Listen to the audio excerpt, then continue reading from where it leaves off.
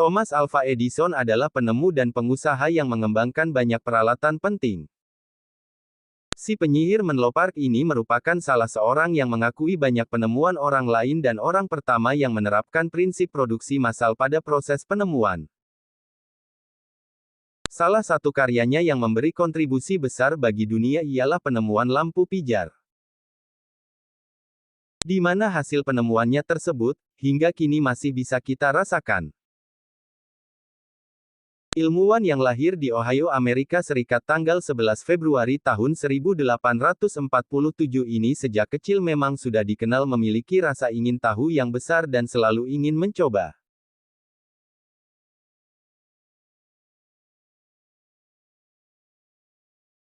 Dia lahir dari pasangan Samuel Ogden Edison dan Nancy Matthew. Pada 1854, orang tuanya pindah ke Port Huron, Michigan, sehingga Thomas tumbuh besar di sana. Saat masih kecil, Thomas hanya bersekolah selama 3 bulan. Pasalnya, dia kerap tertinggal sehingga dianggap bodoh oleh gurunya. Sejak saat itu, Nancy, ibunya mulai mengajarinya dengan sepenuh hati di rumahnya.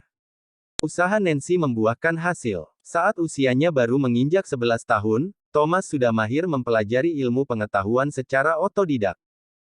Kendati tak mengenyam pendidikan formal, Thomas kecil selalu menunjukkan sifat keingintahuan yang mendalam. Selain itu, dia juga selalu ingin mencoba hal-hal baru. Bahkan, Thomas kecil diketahui pernah membedah hewan-hewan karena didorong rasa ingin tahunya yang besar. Memasuki tahun 1854, keluarga Thomas harus kembali pindah ke Port Huron, Michigan. Pasalnya, sang ayah baru saja kehilangan pekerjaan. Pada usia yang sangat muda, dia membangun laboratorium kimia sederhana di ruang bawah tanah rumah. Selain itu, dia juga bekerja sebagai penjual koran di jalur kereta Port Huron menuju Detroit. Kala itu, Thomas meminta izin kepada pihak perusahaan kereta api Grand Trunk Railway untuk membuat laboratorium kecil di salah satu gerbong. Dengan demikian, Thomas bisa memanfaatkan waktu senggangnya selama berjualan koran.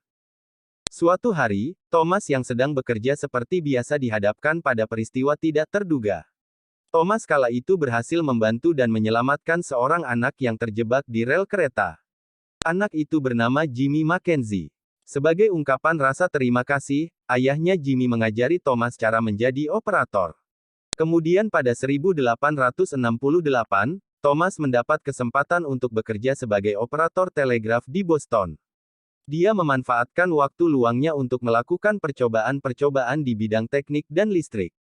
Setelah sekian lama bekerja menjadi operator telegraf, Thomas menyadari bahwa sumber cahaya ternyata sangat penting bagi kehidupan manusia. Oleh karena itu, dia pun melakukan percobaan membuat lampu pijar selama 2 tahun. Seluruh tenaga, waktu dan uang sebesar $40.000 telah ia keluarkan untuk pembuatannya. Lampu pijar tak serta-merta ditemukannya dengan mudah. Thomas menggunakan setidaknya 6.000 bahan dalam percobaan tersebut.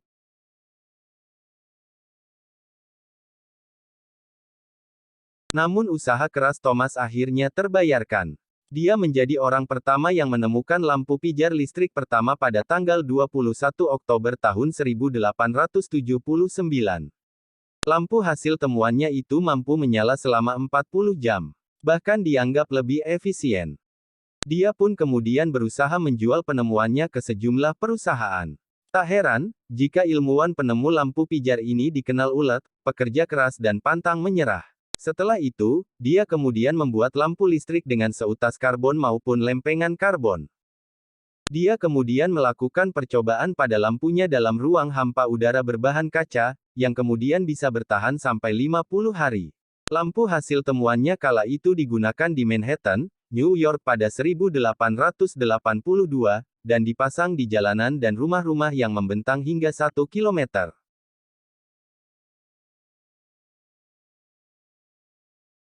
Ada satu peristiwa tentang Thomas Alva Edison, sang penemu lampu pijar, yang unik.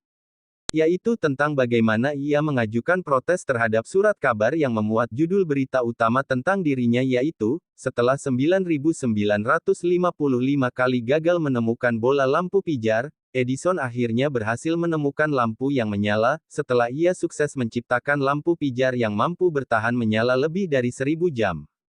Ada yang mengatakan, Thomas Alva Edison mencoba 999 kali. Baru pada kali ke-1000 dia berhasil. Bahkan banyak juga versi berseliweran, mulai dari angka 300, 700, 999, 1000, 2000, 3000, 5000, 10.000, bahkan 20.000. Tidak jelas mana yang benar.